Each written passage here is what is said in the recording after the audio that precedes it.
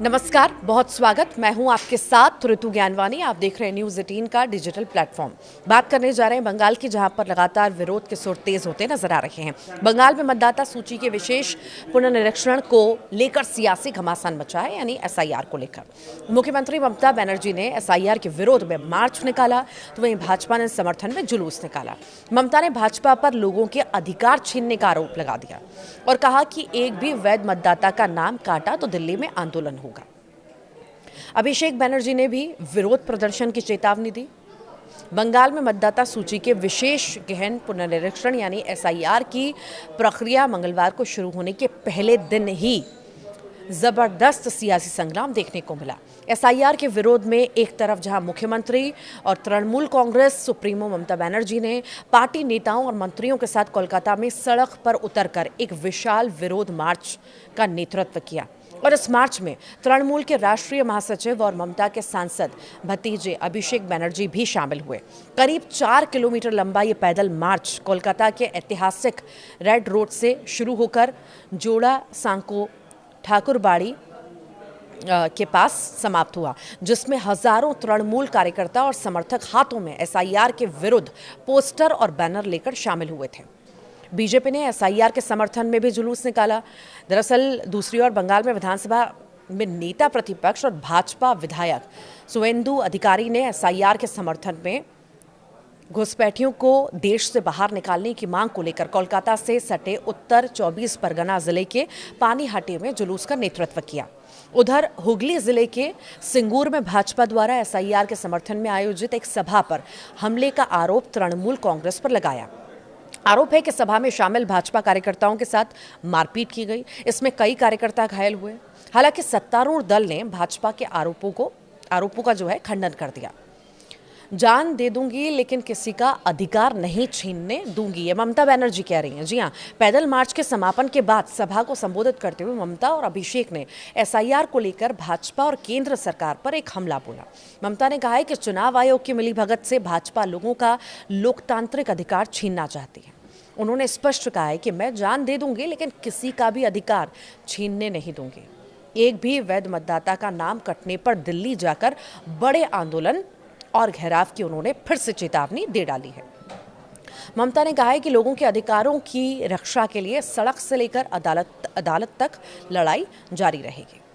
तो वहीं भाजपा को केंद्र की सत्ता से उखाड़ फेंकने की हुंकार भरते हुए ममता ने कहा है कि हमारा वोट हमारा अधिकार है, मैं इसे छीनने नहीं दूंगी। ममता ने आरोप लगाया कि बंगाल में 2 करोड़ लोगों का नाम मतदाता सूची से हटाकर भाजपा चुनाव जीतना चाहते हैं।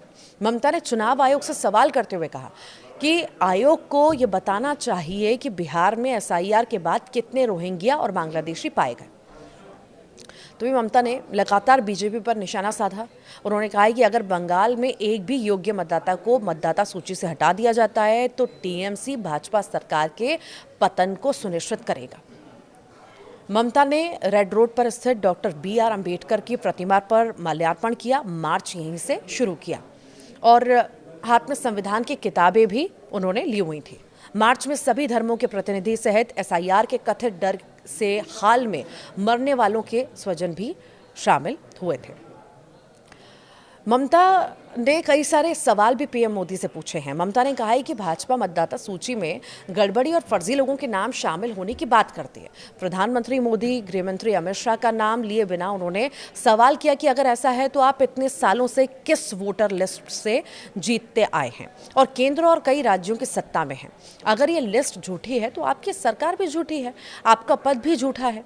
उन्होंने कहा कि दिखाने के लिए मोदी हर साल कुछ न कुछ कर रहे हैं। एक बार उन्होंने नोटबंदी की, आज हमें बताइए क्या आप काला धन वापस लाए? कितना काला धन वापस आया? ममता ने कहा है कि बंगाल में कोई धमकी चमकी नहीं चलेगी। बंगाल किसी से डरता नहीं है। आज़ादी की लड़ाई में सबसे ज़्यादा खून बंगाल ने दिया है। एक भी वैध मतदाता का नाम कटने पर बंगाल अपनी ताकत दिखा देगा, ये भी उन्होंने कहा है। तृणमूल महासचिव अभिषेक बनर्जी ने हुंकार भरते हुए कहा है कि एक भी वैध मतदाता का नाम अगर कटा तो बंगाल एसआईआर के खिलाफ पूरे देश को अपनी ताकत दिखा देगा। अभिषेक ने कहा है कि बंगाल में एसआईआर के डर से 7 दिनों से 7 लोगों ने अपनी जान दे दी है। उन्होंने लोगों से एसआईआर के कारण 7 बंगाली मतदाताओं की मौत के खिलाफ दिल्ली की सड़कों पर उतरने के लिए तैयार रहने का आह्वान भी किया।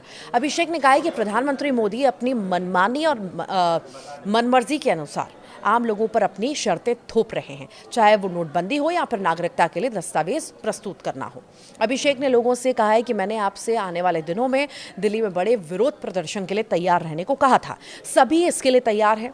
अगला 2026 का चुनाव बंगाल चुनाव जीतने और ममता बनर्जी को चौथी बार सीएम चुनने की लड़ाई नहीं है, बल्कि अगला चुनाव भाजपा को 0 सीटों पर लाने के लिए है। किसी का नाम कटने पर खून की नदियां बहेंगी, ये भी बयान आया है। राजीव बनर्जी उधर तृणमूल नेता और पूर्व मंत्री राजीव बनर्जी ने धमकी दी है कि एसआईआर में किसी वैध मतदाता का नाम अगर कटा तो खून की नदियां बह जाएंगी। एसआईए के डर से मौत के लिए ममता जिम्मेदार है। इधर सुवेंदु ने बयान दिया है। नेता प्रतिपक्ष सुवेंदु अधिकारी ने ममता और तृणमूल पर एसआईआर को लेकर भय पैदा करने का आरोप लगाया है। उन्होंने एसआईआर के कथित डर से कुछ लोगों द्वारा आत्महत्या किए जाने के लिए ममता को जिम्मेदार ठहराया।